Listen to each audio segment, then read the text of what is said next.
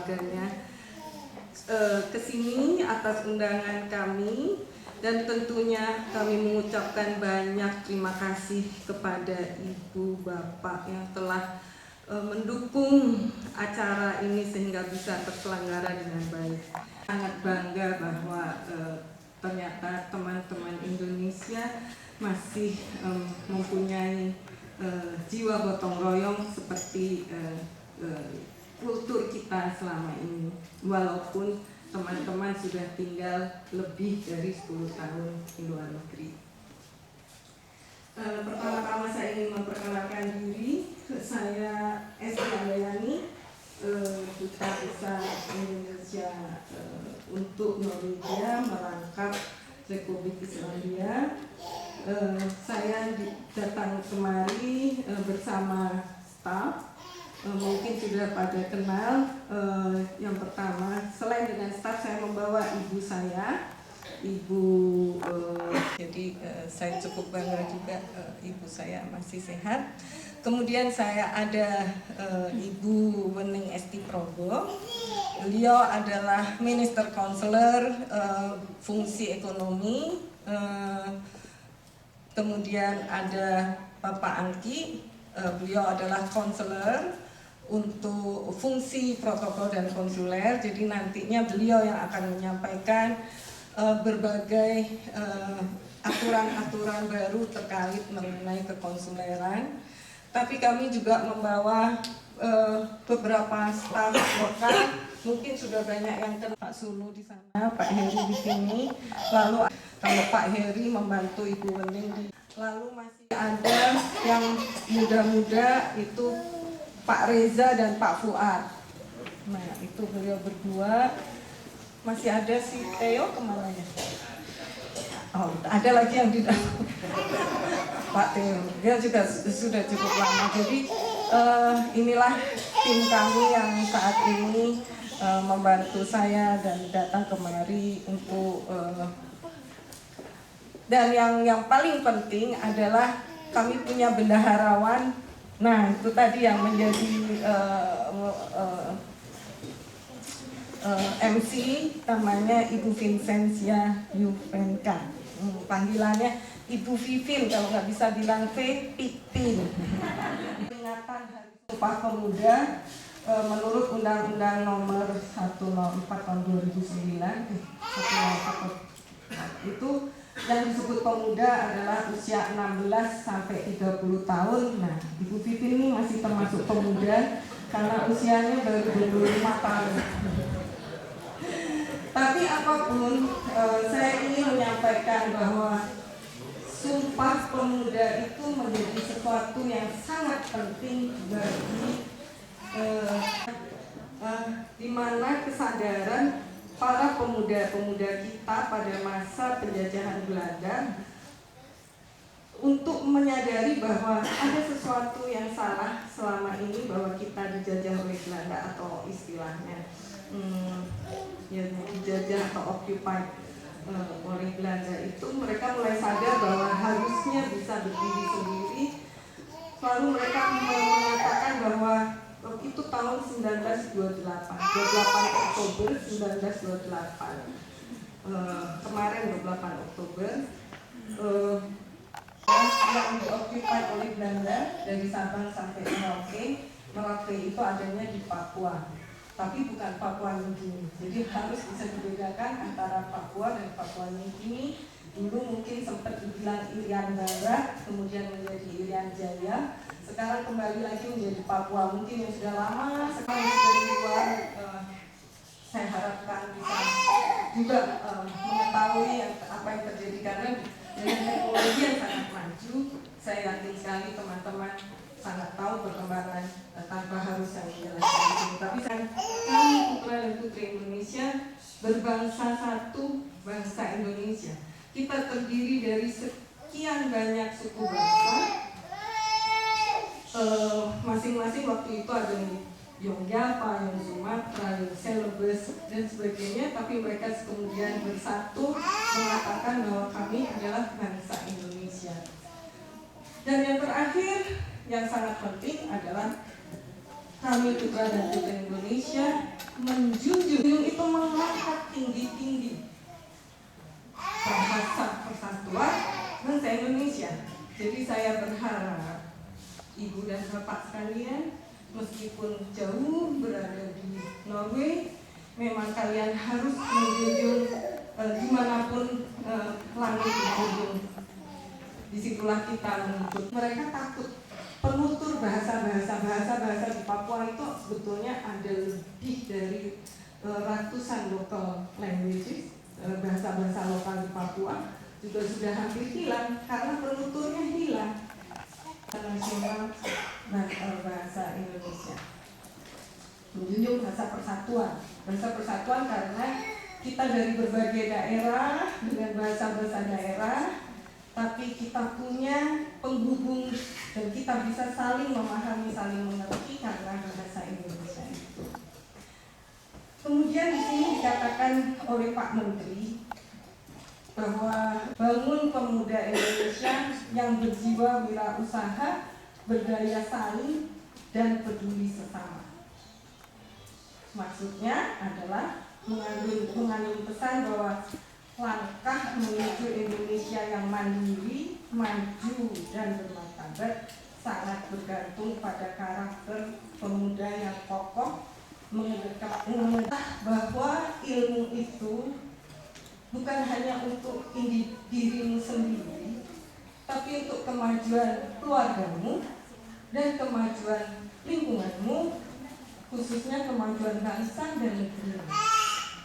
Saya tidak mengharapkan bahwa setelah teman-teman belajar di Norway 2 tahun, 3 tahun sampai selesai kemudian harus kembali ke Indonesia. Saya tidak mengatakan seperti itu karena saya juga akan bersalah kalau saya minta saudara kembali ke Indonesia kemudian tidak mendapat pekerjaan menjadi beban negara, itu juga salah. Tapi mengabdi kepada negara itu tidak harus selalu di negaranya sendiri.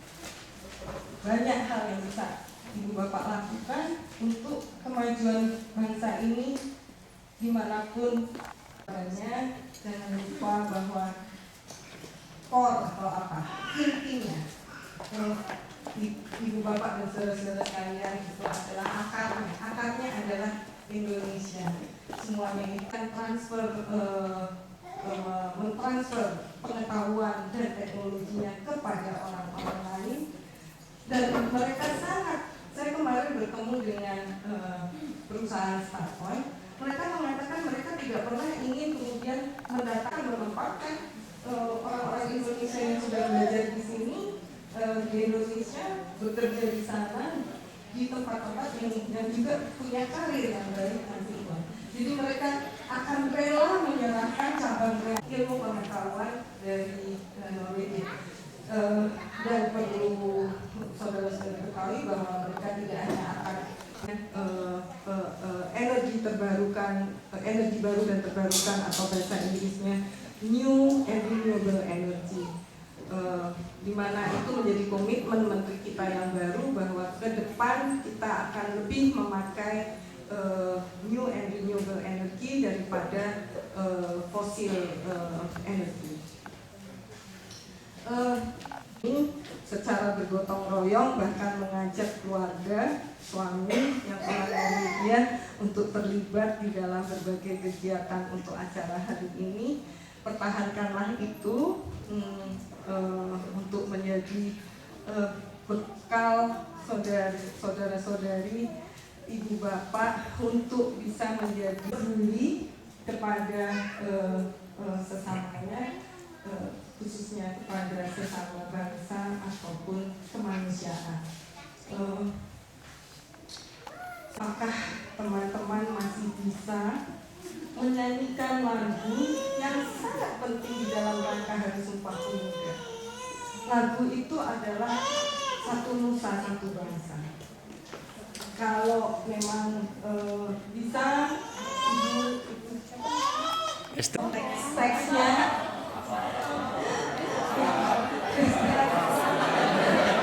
saya akan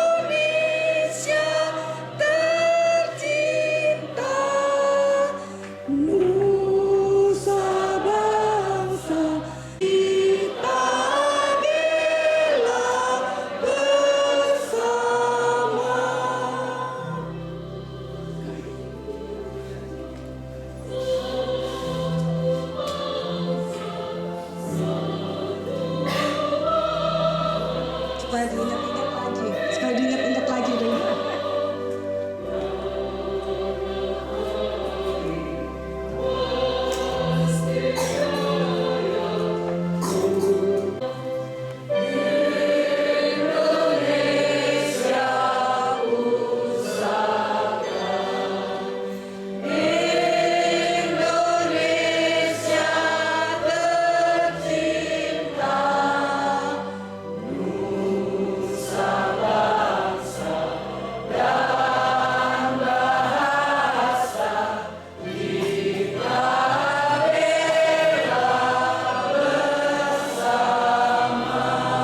Ya, terima kasih.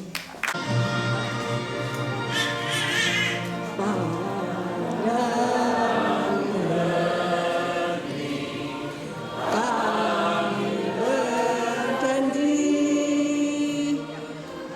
padamu negeri, kami berbakti padamu negeri, kami mengabdi bagimu negeri, jiwa raga kami. Saya kira cukup. Terima kasih. Silakan duduk. Kan bisa membuat teman-teman dan ibu bapak sekalian, saudara-saudari merasakan pentingnya kita semua menghayati dan memahami Hari Sumpah Pemuda, karena tanpa Hari Sumpah Pemuda itu kita tidak menjadi seperti sekarang ini. Bisa saja kita masih terbelenggu di bawah penjajahan. Kalaupun tidak seperti kita sekarang ini. Dan kita mesti bersyukur bahwa pada tahun 1998 kita memulai reformasi hingga saat ini ibu bapak sekalian bisa sangat terbuka dan merdeka menyampaikan pemikirannya. Tapi saya ingin ibu bapak sekalian, saya ingin pesankan lagi, dalam menyampaikan pemikiran ataupun hal-hal yang ingin disampaikan, kritik atau apapun, berikanlah juga solusinya. Jangan hanya mengkritik tapi tidak memberikan solusi atau jalan keluar apapun. Dan kalau berani mengkritik, kritiklah diri sendiri dan mulailah dari diri Anda sendiri. Anda ingin perubahan, berubahlah dari Anda sendiri. Itu pesan saya. Saya berterima kasih atas kehadirannya dan terima kasih telah mau menjadi pemuda-pemudi, ibu bapak masyarakat Indonesia yang bersatu di Stavanger. Karena saya dengar acara-acara 17 pun teman-teman tetap bersatu untuk memperingatinya. Demikian sambutan saya. Terima kasih sekali lagi kepada semua pendukung acara ini dan kepada semua yang hadir. Wassalamualaikum warahmatullahi wabarakatuh.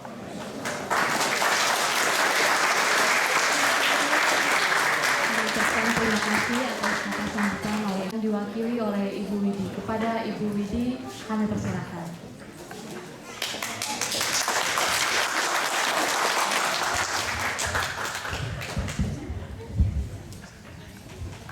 Assalamualaikum warahmatullahi wabarakatuh. Yang terhormat Ibu Duta Besar Republik Indonesia beserta stafnya, ibu-ibu, bapak-bapak, adik-adik, dan anak-anak semua yang kami hormati. Atas nama masyarakat Indonesia yang berada di Stavanger, saya mengucapkan selamat datang kepada Ibu Duta Besar Republik Indonesia beserta stafnya.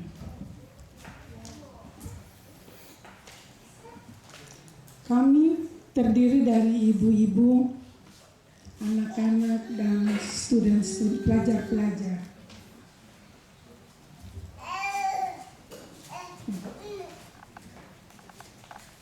Atas masyarakat Indonesia di Stavanger, yang dulunya tahun 1998 kami hanya 7 orang. Sekarang kami mencapai kurang lebih 150. Sampai-sampai panitia 17 Agustus yang barusan berlalu cukup kelimpungan menyediakan kursi-kursi. Yang paling membuat saya bangga ialah kedatangan pelajar-pelajar yang menimba ilmu di bidang permukaan, pelajar-pelajar yang terpandai di antara pelajar-pelajar dari negara lain. Beberapa di antara mereka ada yang sudah mendapat pekerjaan setelah mereka menyelesaikan studinya, dan di antara mereka sambil studi mereka bekerja. Saya yakin suatu hari nanti dengan bekal dan pengalaman yang solid, mereka akan kembali ke tanah air untuk turut membangun dan mengembangkan negara kita.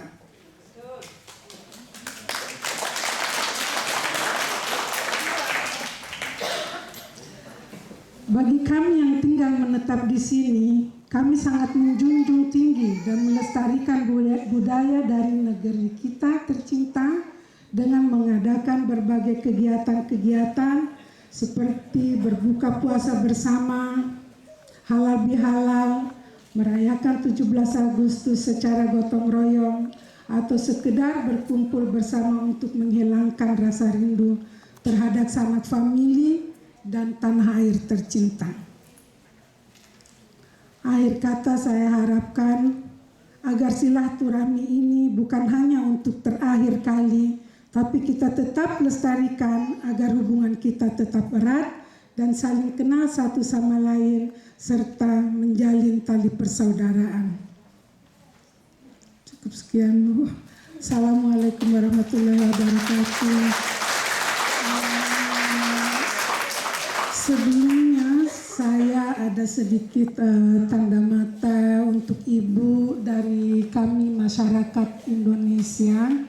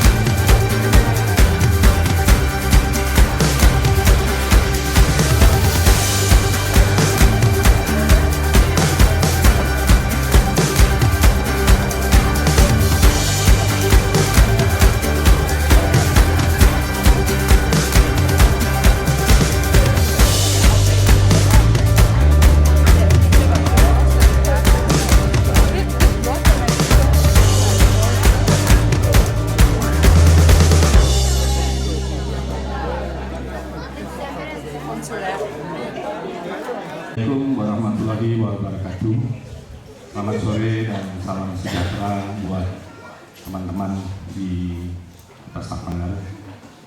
Kembali saya ingin mengucapkan terima kasih atas kesediaannya pada siang hari ini menerima undangan kami selain acara ramah tamah juga mengenai pelayanan kekonsuleran KBRI Oslo.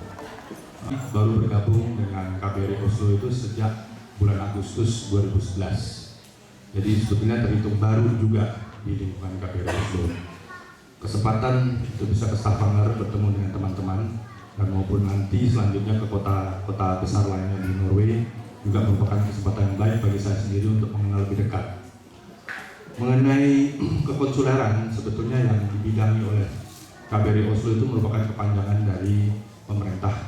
Pemerintah yang pengertian adalah memberikan perlindungan dan meyakinkan bahwa pelaksanaan hak dan tanggung jawab dari warga negara itu dilakukan dengan sebaik-baiknya dari dua sisi. Sisi kepentingan dari individu warga negara Indonesia. Jadi kalau mau disampaikan mengenai undang-undang kewarganegaraan yang terakhir yang ada itu adalah tahun 2006, sampai sekarang itu tidak ada perubahan, kecuali mungkin ada beberapa penyesuaian yang harus dilakukan. Nah, terkait kartu penduduk Indonesia. Nah, dalam hal ini sebagai warga negara Indonesia yang bukan berkedudukan atau mempunyai tempat tinggal di Indonesia juga diminta untuk mengisi formulir walaupun nantinya tidak akan diberikan IKTP, tapi sama saja pendataan itu diperlukan kembali. Jadi dalam hal ini kami ingin mensosialisasikan hal itu karena dalam waktu dekat kalau memang bisa kita akan mengupdate email dari teman-teman di sini supaya data itu bisa kami sampaikan per email, kemudian diisi dan dikembalikan. Sebetulnya simpel aja, yaitu mengenai misalnya nama, alamat, umur, tanggal lahir, kurang lebih seperti itu lagi, seperti yang dulu. Tapi yang lainnya lagi adalah penjelasan dari pusat mengenai sekarang adalah pelepasan kewarganegaraan.